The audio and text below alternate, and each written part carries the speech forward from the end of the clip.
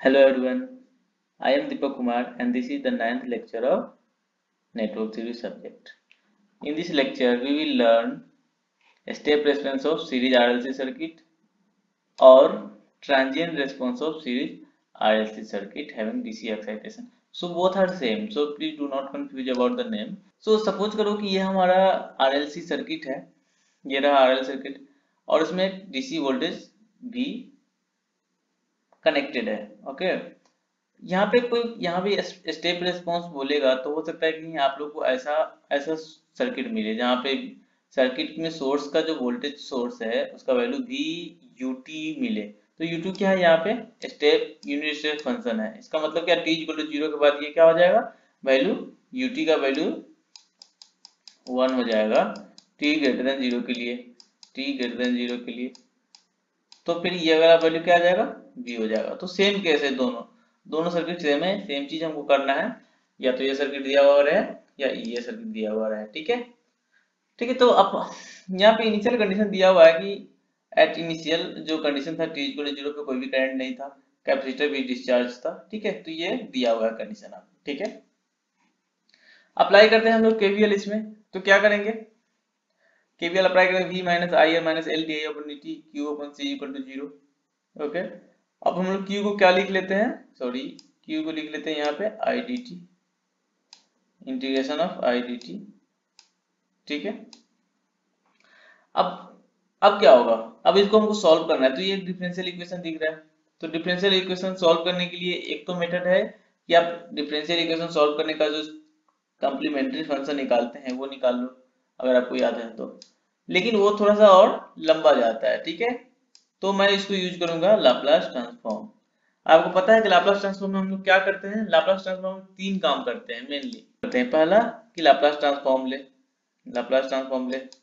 दूसरा कैलकुलेट करें, उसको इस तरह से सॉल्व करें, इस तरह से सॉल्व करें दूसरा का कि उसका जो वैल्यू है, उसका जो एक्सप्रेशन है उसको हम लोग आसानी से इनवर्स ट्रांसफॉर्म ले सके.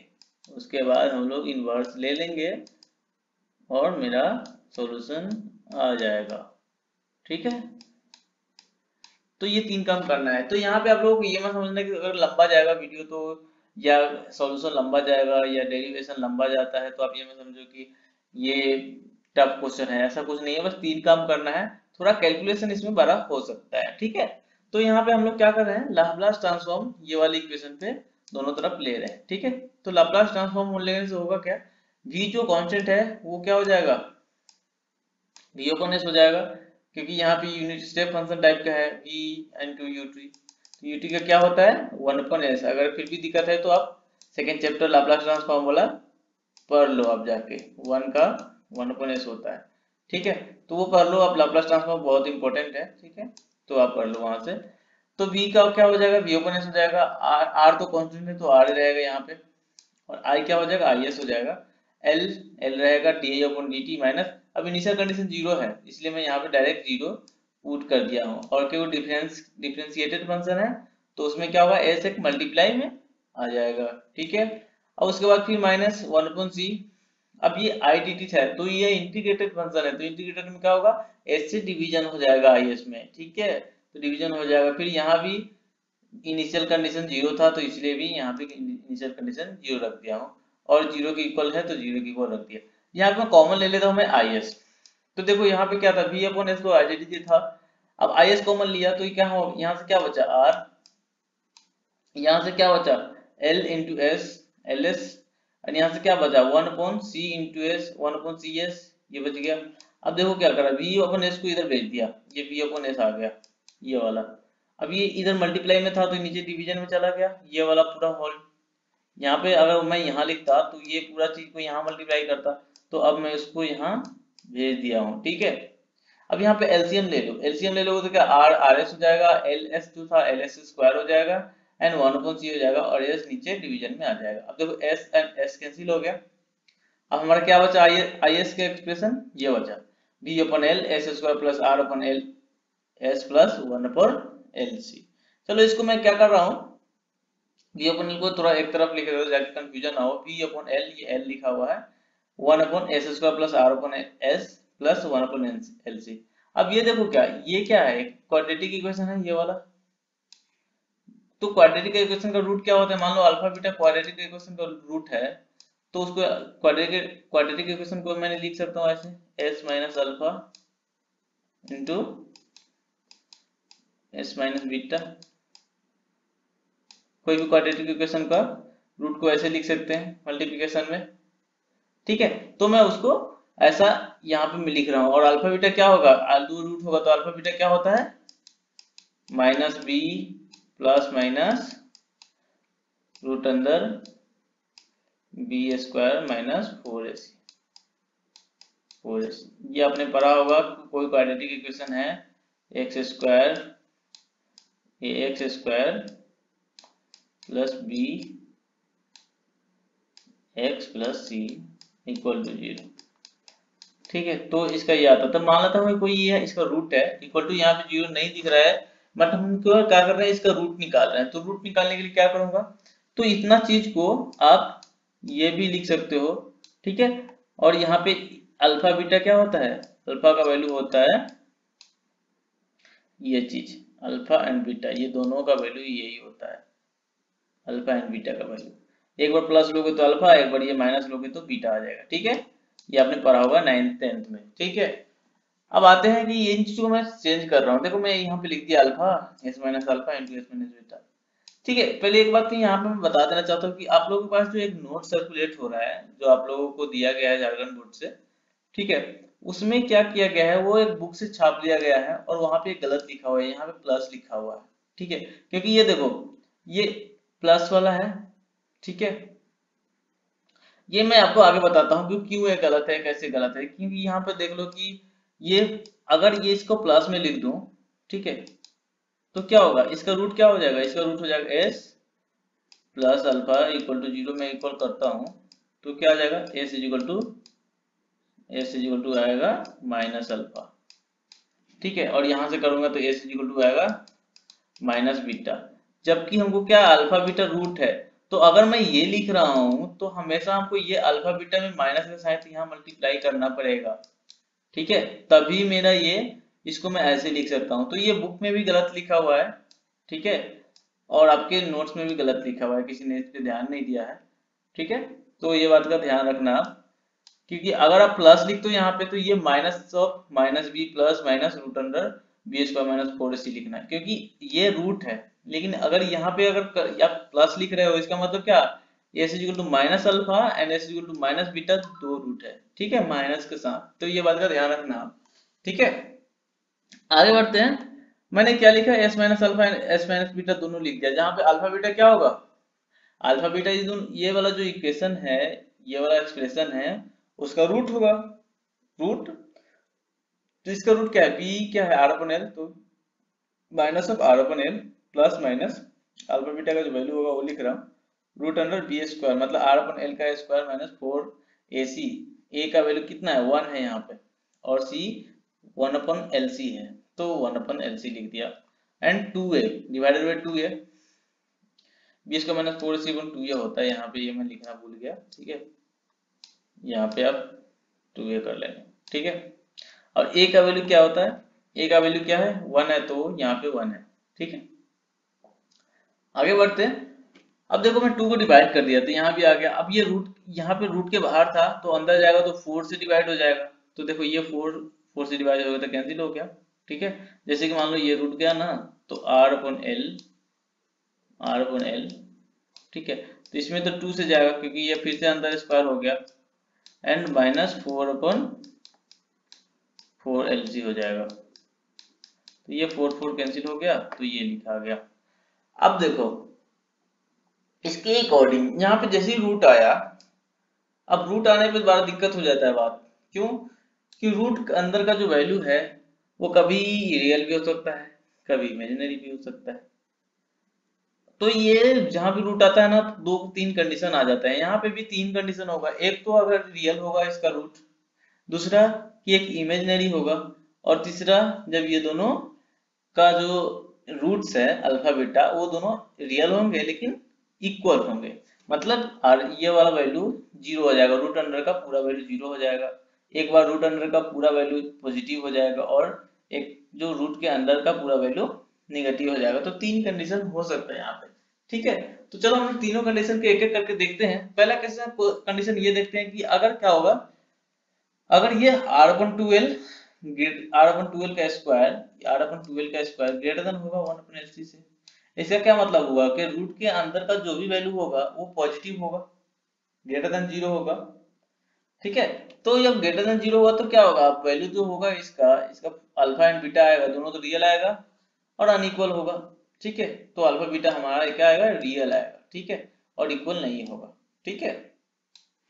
अब उस कंडीशन को लिए क्या करते हैं, अब क्या वो तो एज इट इज रखता हूँ, रियल है तो अल्फा बीटा रख दिया।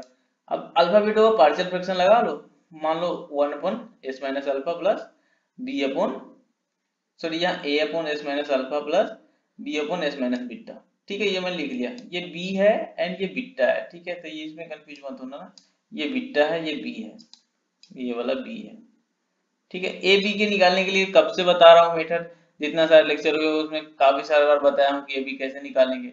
ए निकालना है तो फंक्शन में क्या बच गया, जैसे कि ए निकालने के लिए ये ए के डिनोमिनेटर में क्या है s माइनस ए, तो s माइनस ए को छोड़कर बाकी 1/s माइनस बीटा लिख लिया एंड s माइनस ए कहाँ पे जीरो होगा, s इक्वल टू अल्फा पे, तो अल्फा रखो तो अल्फा माइनस बीटा आ गया। सिमिलरली ऐसे करोगे आप तो बीटा बी के लिए क्या आ जाएगा 1/s माइनस बी फंक्शन, और s का वैल्यू कितना होगा बीटा, ठीक है। अब बीटा इसमें डालो तो क्या आ जाएगा बीटा माइनस अल्फा, तो ए एंड बी का वैल्यू हमें आ गया, ठीक है। अब ए एंड बी का वैल्यू डाल देते हैं हम कहाँ, ये वाला इक्वेशन में, मान लो ये इक्वेशन 1 है, तो जब इस वाले इक्वेशन में हमने डाला हुआ ए एंड बी का वैल्यू तो क्या आ जाएगा वो हम देखते हैं, बी अपन एल, ए का वैल्यू यहाँ पे ये वाला है एंड 1/s माइनस ए, ये माइनस है, ठीक है, प्लस ये बीटा का सॉरी ये बी का वैल्यू है 1/बीटा माइनस अल्फा एंड फिर 1 ये मल्टीप्लाई में है तो 1 लिखो या नहीं लिखो बात बराबर है, 1/s माइनस बीटा है, ठीक है। अब इसका इनवर्स तो आराम से ले सकते हैं, 1/s माइनस ए है 1/s माइनस बी है, तो कांस्टेंट जो है कांस्टेंट को एज इट इज लिखते हैं, b/l अल्फा माइनस बीटा ये 1 का वैल्यू है इधर, तो ये अल्फा माइनस बीटा 1 लिखा हुआ है, ठीक है। अब देखो ये माइनस के साथ अल्फा है तो क्या हो जाएगा e to the power plus alpha हो जाएगा, e to the power plus alpha T. अगर यहाँ प्लस होता तो e to the power minus alpha T होता, आपको ध्यान रखो लाप्लास वाला, ठीक है। अब देखो दूसरे कंडीशन में क्या करना है, यहाँ पे भी माइनस है तो फिर यहाँ भी तो प्लस हो जाएगा, e to the power plus beta T and b/l b minus alpha. ये बुक में देखा होगा आपने, तो ये क्या किया है बुक में, यहाँ पे प्लस ले रखा था, यहाँ पे plus sorry s plus alpha लिया हुआ है और s प्लस बीटा लिया हुआ है, तो उससे क्या हो रहा है यहाँ पे माइनस आ रहा है और यहाँ भी माइनस आ रहा है, ठीक है। तो उससे आपको ये समझ में आ रहा है कि क्या ये e टू द पावर जो वैल्यू है वो डिक्रीज करेगा, ठीक है, वो इनफाइनाइट तक नहीं जाएगा। लेकिन ये देखो ये जो क्वेश्चन था हमारा, ये जो हम एक्सप्रेशन है, एक्सप्रेशन में दोनों सारे टर्म पॉजिटिव है, ये वाला टर्म देखो ये सारे टर्म पॉजिटिव है, ये भी पॉजिटिव है ये भी पॉजिटिव है ये भी पॉजिटिव है।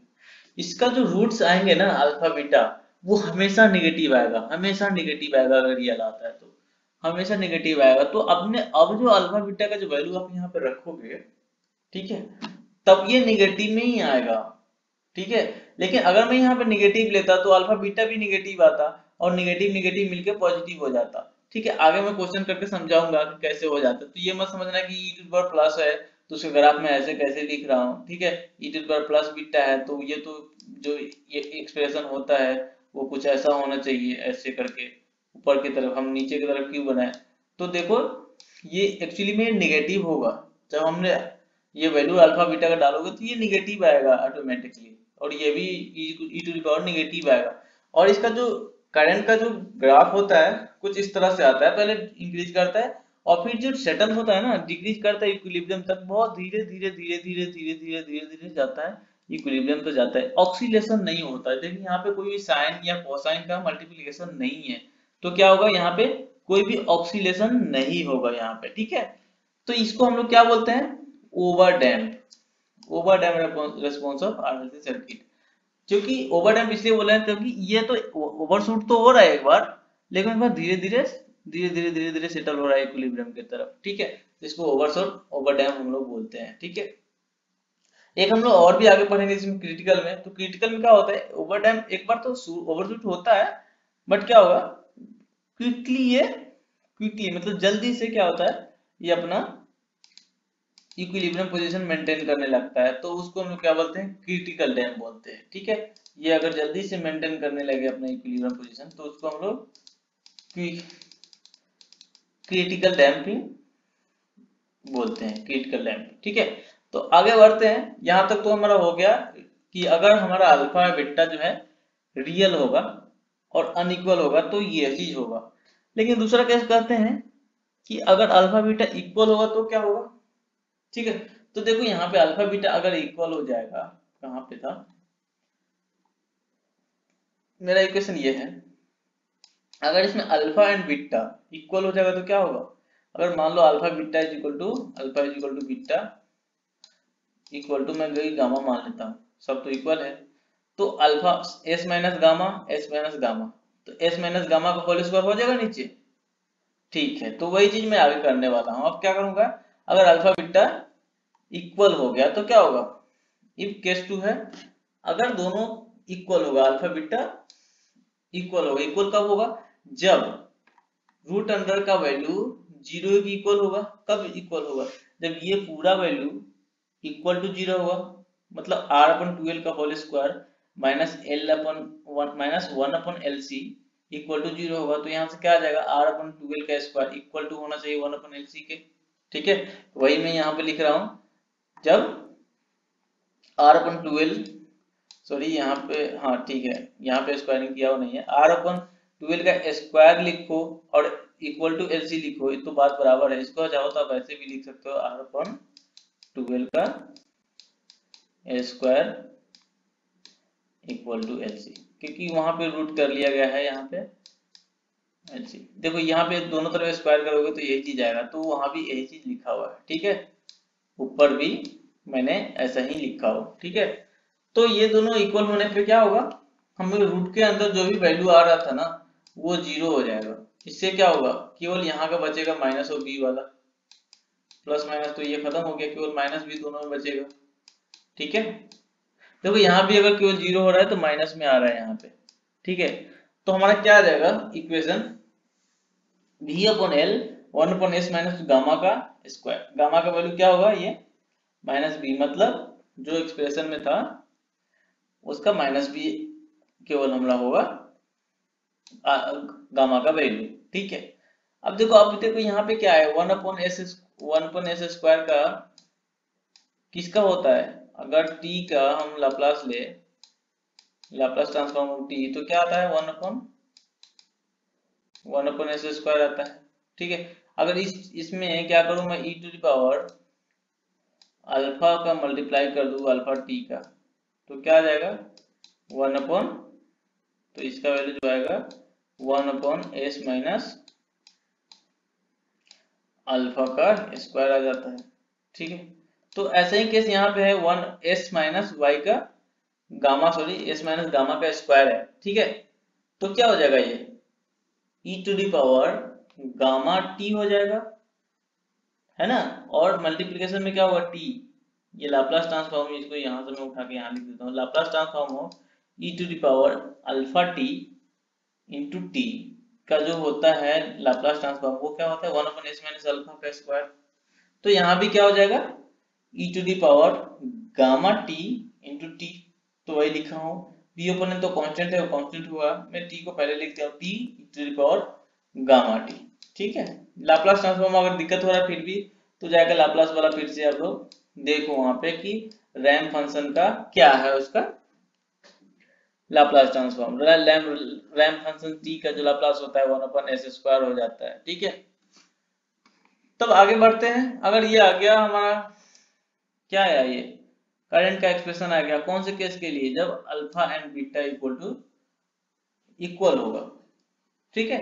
तो इस इक्वल होने में आपको बताया कि क्विकली क्या होगा, ये सेटल हो जाएगा, जैसे ये ओवर हुआ उसके बाद ये क्विकली सेटल होना शुरू करेगा, इतना जल्दी तो नहीं होगा, लेकिन हाँ जो हो रहा था ओवर टाइम में उससे क्या होगा, बहुत पहले ये इक्विलिब्रियम मेंटेन करना शुरू कर देगा, ठीक है। और ये जल्दी जल्दी जल्दी जल्दी इक्विलिब्रियम पे अपना आना शुरू करेगा करंट का वैल्यू, ठीक है। तो इसको बोलते हैं क्या, क्रिटिकल डैम्प, ठीक है। इसको बोलेंगे हम लोग क्रिटिकल डैम्प। तो यहाँ पे ये देखो, ये जो कर्व है ना, वो क्विकली इक्विलिब्रियम पे आ जाता है, ठीक है। लेकिन यहाँ पे देखो, यहाँ पे क्या होगा, ये थोड़ा सा लंबे समय तक जाके इक्विलिब्रियम मेंटेन करता है, ठीक है। ये वाला एक ओवर डैम्पिंग में, लेकिन यहाँ क्रिटिकल डैम्पिंग में जल्दी हो जाता है, ठीक है। अब आते हैं आगे कि क्या होगा, दोनों इमेजिनरी रूट्स होगा। यहाँ तो कम हो गया हमारा। अब क्या होगा केस 3 में, अगर मान लेते हैं R/12 जो है लेस देन होगा 1/√LC से। मतलब क्या हुआ, इसको आप ऐसे भी लिख सकते हो कि R/12 का स्क्वायर लेस देन होगा 1/LC से। मतलब होगा क्या, ये वाला जो मेरा एक्सप्रेशन है, ये वैल्यू, तो क्या होगा, ये वैल्यू जो अंडर रूट का है वो लेस देन 0 हो जाएगा। मतलब 1/LC ग्रेटर देन है R/12 से, मतलब ये लेस देन 0 हो जाएगा। मतलब ये क्या हुआ, नेगेटिव वैल्यू आएगा। नेगेटिव वैल्यू होने का, रूट अंडर कोई नेगेटिव वैल्यू आ रहा है, ठीक है, इसका मतलब क्या हुआ, वो इमेजिनरी है, ठीक है। तो अगर इमेजिनरी हुआ तो ये वाला चीज तो दोनों में माइनस एंड प्लस के साथ है, तो इमेजिनरी तो रूट होगा, लेकिन क्या होगा, कॉम्प्लेक्स का कॉन्जुगेट होगा। मतलब ए होगा, अगर मान लो कॉम्प्लेक्स कंजुगेट बोलते क्या है, अगर A and B complex conjugate है, ठीक है, तो a equal to X plus I Y है, तो b equal to X minus I Y होगा। तो इसको हम लोग कॉम्प्लेक्स कंजुगेट बोलते हैं, ठीक है। तो कंफ्यूज मत हो लेना कि कॉम्प्लेक्स कंजुगेट क्या है, ठीक है, कॉन्जुगेट, ठीक है। ओके, आगे बढ़ते हैं। आप लोग अगर दिक्कत हो रहा है तो आप कॉम्प्लेक्स नंबर थोड़ा सा जाकर रिवीजन कर भी लो, क्योंकि आगे केस 3 में क्या होगा, R/12 लेस देन होगा 1/LC से, इमेजिनरी होगा और कंजुगेट रूट होगा। तो मैं वो वाला जो रूट आया वो मैं इधर लिख लिया, ठीक है। अब m एंड n में लिख दिया, कोई बड़ा सा एक्सप्रेशन मुझे सॉल्व ना करना पड़े, इसलिए मैं m एंड n लिख लिया हूँ। और यहाँ पे m क्या है, R/12 है, एंड n क्या है, वो R1/LC माइनस ऑफ R/12, ठीक है, ये 2 into L है, ठीक है, का स्क्वायर। अब ये देख रहे होगे कि ये मैं रूट अंडर जो है ना निगेटिव साइन के साथ लिया हुआ है, क्योंकि ये देखो, ये वाला एक्सप्रेशन आप देखोगे तो R/12 का स्क्वायर माइनस 1/LC है, लेकिन यहाँ पे क्या है, 1/LC माइनस R/12 का स्क्वायर, इसलिए क्योंकि यहाँ पे LC बड़ा है ना, एंड R/12 स्क्वायर क्या है, छोटा है, तो 1/LC माइनस R/12 जो होगा ग्रेटर देन 0 होगा। और -1 मैंने कॉमन लेके जिसकी जगह पे क्या लिखा हुआ है, -1 कॉमन लिया गया और उसकी जगह पे j लिखा हुआ है। j तो माइनस यहाँ पे कॉमन आ चुका है, इसलिए इसको माइनस से मल्टीप्लाई कर दिया गया है अंदर में, तो ये n है, ठीक है। तो m एंड n का वैल्यू मुझे समझ में आया। ये आगे देखो, अब क्या करो, m एंड n का वैल्यू डाल देता हूँ। तो जहां पे m था, सॉरी अल्फा था, वहां पे ये रख दिया, जहां पे बीटा था वहां पे बीटा का वैल्यू रख दिया, ठीक है। अब देखो क्या करना है, इसको दोनों को फिर से पार्शियल फ्रैक्शन लगाना है। मान लेता हूँ k1 है एंड k2 है। k1 k2 कैसे निकालना है आपको पता है, पार्शियल फ्रैक्शन कैसे निकालते हैं। जैसे कि मान लो ये वाला चीज में ले लिया वैल्यू, तो कौन बचा, 1/s प्लस ये वाला चीज, तो मैं उसके लिए ये वाला चीज लिखूंगा और इसको इक्वल करूंगा, तो s का जो वैल्यू आएगा वो यहाँ पे s का वैल्यू की रखूंगा मैं, s की वैल्यू जो भी होगा वो। आगे देखते हैं, अब k1 क्या होगा, 1/s plus m plus jn। अब ये कौन सा वैल्यू है, ये वाला वैल्यू, ठीक है, क्योंकि ये वाला वैल्यू के लिए हम निकाल रहे हैं k1, ठीक है। और जहां पे s का वैल्यू क्या होगा, -m प्लस jn। देखो s इक्वल टू 0, इसको इक्वल टू 0 करो, s plus m minus jn को 0 के इक्वल करो, तो क्या आ जाएगा, s equal to -m plus jn। j क्या है, j कॉम्प्लेक्स नंबर है, ठीक है, तो कंफ्यूज मत होना, j और i कहीं कहीं लिखा हुआ रहता है, ठीक है। m जो है s इक्वल टू ये लिखा हुआ है -m माइनस jn। अब क्या s का वैल्यू यहाँ पर डालो तो क्या आ जाएगा, -m है, यहाँ पे प्लस m है, तो माइनस m प्लस m खत्म हो जाएगा। क्या बचेगा हमारे पास, एक jn ये वाला और एक jn ये वाला, तो क्या आ जाएगा, माइनस और 2jn, ठीक है। सॉरी ये k2 के लिए बोल दिया, ठीक है। k1 अब क्या आ जाएगा हमारा, s equal to -m plus jn। तो क्या माइनस एम यहाँ आएगा और एम यहाँ आएगा, ठीक है। तो दोनों minus M and minus M cancel हो जाएगा और बचेगा क्या, जे एन यहाँ से और एक जे एन यहाँ से, तो 2jn बच जाएगा मेरा यहाँ पे, ठीक है। तो यहाँ पे टोटल वैल्यू k1 का आ गया 1/2jn। सिमिलरली आप यहाँ इसके k2 के लिए लिखोगे तो, और k2 का s का वैल्यू डालोगे minus M minus J N, तो आपका ये वैल्यू प्लस एम यहाँ है माइनस एम यहाँ है, तो फिर एम एम कैंसिल हो जाएगा और जो बचेगा माइनस साइन के साथ एक यहाँ पे जे एन एक यहाँ वाला जे एन, 2jn, ठीक है। टोटल वैल्यू मेरा k2 का ये वैल्यू आएगा माइनस ऑफ 1/2jn। अब ये दोनों को वैल्यू मैं रख देता हूँ a एंड b का, मैंने a का वैल्यू यहाँ रख दिया 1/2jn एंड b का वैल्यू यहाँ रख दिया 1/2jn, लेकिन ये माइनस था तो यहाँ पे प्लस कलर जो है माइनस में चेंज हो गया है, ठीक है। अब देखो आप इसको इन्वर्स लेना है हमको, ठीक है। इन्वर्स लेने के लिए i जो है वो it हो जाएगा, ठीक है, i it हो गया। b/l कांस्टेंट है तो b/l कांस्टेंट को लिख दिया, 1/jn ये भी कांस्टेंट है तो 1/jn को लिख लिया। अब देखो ये देखो s है और माइनस के साथ ये प्लस के साथ इतना है, तो क्या आ जाएगा माइनस के साथ आएगा ऊपर में, तो जो प्लस था वो माइनस हो गया और जो माइनस था वो प्लस हो गया, ठीक है। चाहे यहाँ भी देख लो ये पूरा s plus m minus J N था, तो क्या लिखा minus of m minus J N, और t तो मल्टीप्लाई में आता ही आता है। दूसरी तरफ क्या था 1/2jn वो एज इट इज रहेगा, फिर लिखना है e to the minus of, अब देखो ये जो अंदर है वो चीज को minus of m plus jn लिख लिया। अब माइनस एन टी को मल्टीप्लाई कर देता हूं तो हमारा ये वैल्यू आ जाएगा कौन सा, अब ये देखो माइनस एम इंटू टी हो गया यहाँ से, और ये माइनस एम माइनस ये कितना हो जाएगा प्लस, ठीक है, और जे एन तो एन है और टी वाला ये मल्टीप्लाई में आ जाएगा, फिर माइनस 1/2jn ये पहले से था वो इसको नीचे लिखा हुआ है, and E to the power ये माइनस एम टी हो जाएगा and minus J N T, फिर से ये वाला मल्टीप्लाई होगा इसमें तो यहाँ आ गया। अब देखो 2jn दोनों में कॉमन है and E to the power minus M T ये दोनों में कॉमन है, ये पावर में ये प्लस में है ना, पावर के प्लस में, इसका मतलब ये दोनों मल्टीप्लाई में है।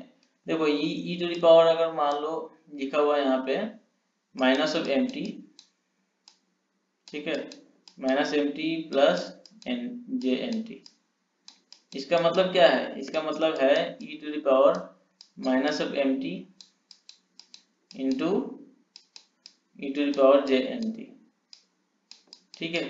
तो ऐसे ही यहाँ भी है और यहाँ भी है, यहाँ जैसे है यहाँ पे भी है और यहाँ पे भी है, तो क्या होगा अगर यहाँ पे जे एम टी कॉमन ले लेता हूँ यहाँ से भी, और J E to the power minus of M T यहाँ से भी कॉमन ले लेता हूँ, तो क्या बचेगा मेरा, ये इधर से बचेगा E to the power plus J N T and इधर से क्या बचेगा E to the power minus J N T, ठीक है।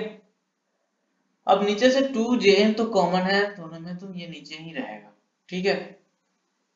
अब देखते हैं ये एज इट इज लिखता हूं, यहाँ से जो n है ना n को मैं यहाँ लिख लिया हूँ बस, ठीक है। तो कंफ्यूज मत होना आप लोग कि n कहाँ से आ गया, ये वाला n को यहाँ लिख लिया गया है, ठीक है, और इधर केवल 2jn लिखा हुआ है। अब पता है आपको e टू द पावर जो भी है e to the power j है, j थीटा जो होता है, ठीक है, j थीटा वो क्या होता है cos थीटा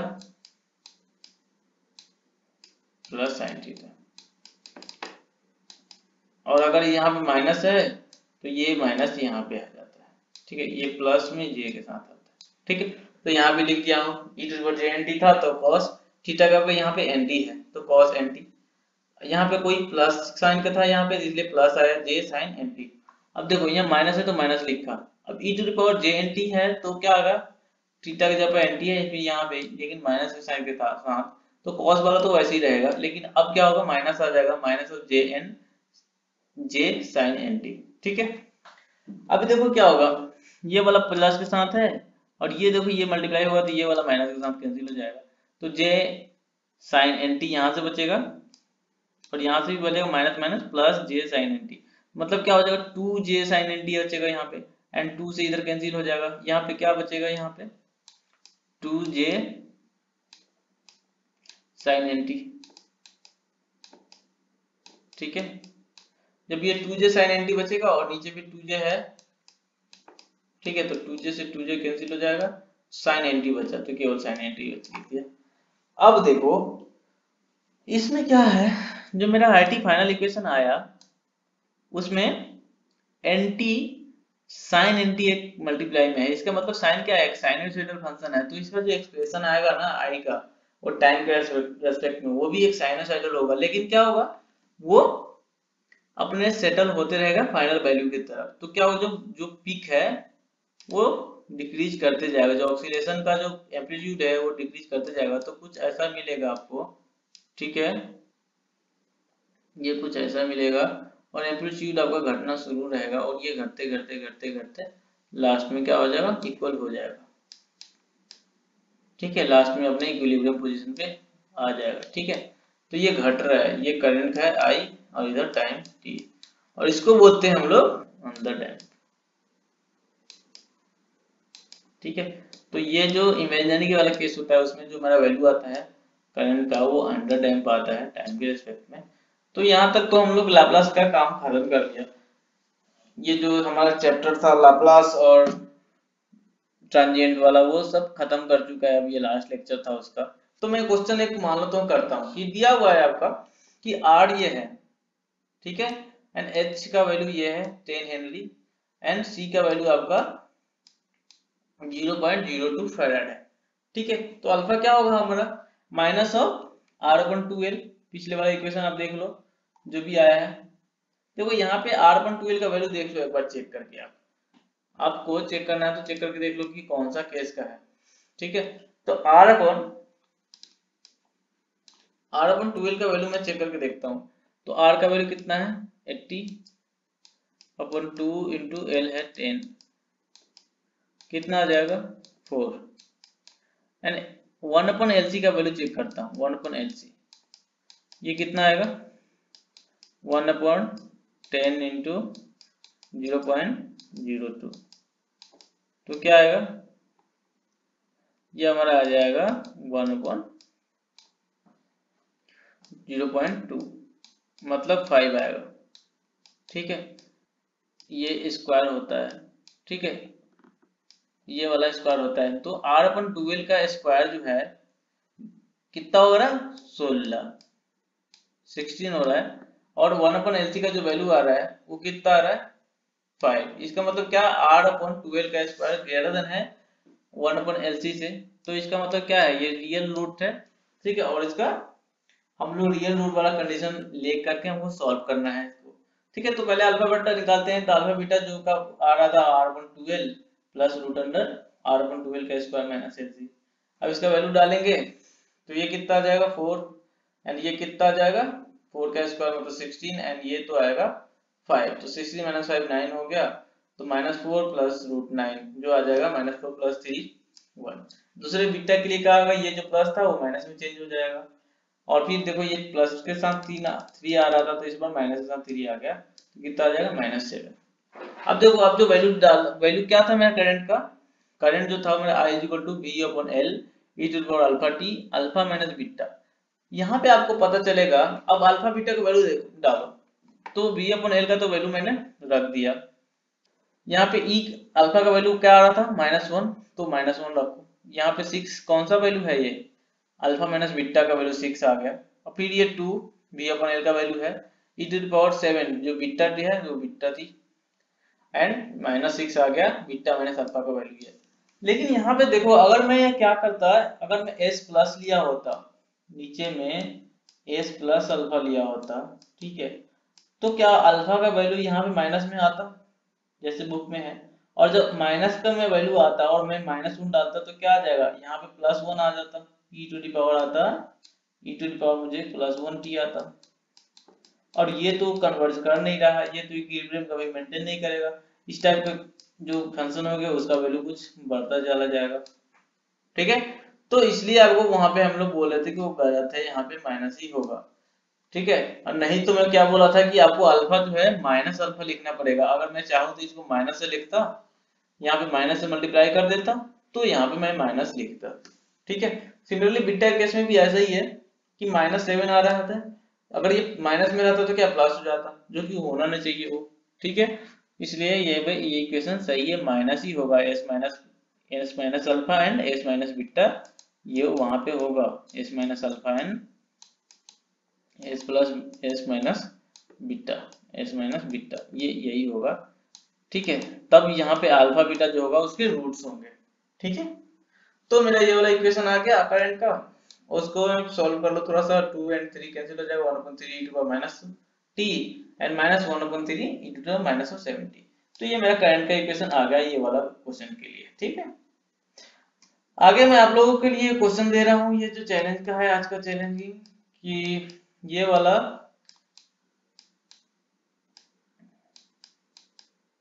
उसका आंसर जो है कमेंट बॉक्स में आप कर सकते हैं मुझे, और मैं अगले बार क्या करूंगा उसको आपको डिस्प्ले करूंगा, यहाँ पे मैं बताऊंगा कि कौन कौन ने सॉल्व किया उस वाले क्वेश्चन को। ठीक है, यहाँ पे क्या है स्टेप है यहाँ पे, लेकिन एक्सपोनेंशियल फंक्शन में दिया हुआ है e to the power at, ut को आप लिखो भी ना भी लिखो तो चलेगा, फंक्शन के फॉर्म में लिख दिया हूँ क्योंकि et इक्वल टू 0 पे इसका तो वैल्यू 1 हो जाएगा, लेकिन वहां पे कांस्टेंट नहीं है, e टू द पावर 80 है। ठीक है, जो सोर्स वोल्टेज है मेरा वो e टू द पावर 80 है। तो अब इसका क्या करना है, करंट निकालना है, find the expression of current in terms of time. जैसे पिछली बार में क्या था, यहाँ पे v था, अब क्या हुआ है यहाँ पे a टू द पावर 80 है, और इसको करना है, करके देखो आप। इससे ज्यादा टफ क्वेश्चन आपको इंजीनियरिंग में या आपके पॉलिटेक्निक के एग्जाम में नहीं पूछेगा, ये मैक्सिमम टफ क्वेश्चन आपका हो सकता है इस ट्रांजिएंट का। ठीक है, तो आप निश्चिंत हो जाओ, इसको कर लो और निफिक्र रहो आप। ठीक है, जो पिछले वाले चैलेंज का आंसर दिए थे वो एक तो है लाला को 8 लेक्चर का चैलेंज का सही जवाब दिया था। ठीक है, वो अभी सारे सारे लगभग लगातार 5 जो लेक्चर हुआ है उसमें सभी का आंसर सही दिया है। सागर कुमार लाला इसका नाम है। ठीक है, तो सागर ने सही आंसर दिया, और प्रहलाद सर जो अभी अभी लेक्चर 6 के लिए अपना आंसर दिया है। ठीक है, तो ये प्रहलाद को लेकर वहां ठड हो गया, तो मैं तीनों का नाम डिस्प्ले कर दिया हूँ। ठीक है, जिसने सही आंसर दिया है। Thank you so much. Thank you for watching this video. If you like this video, then share it with your friends.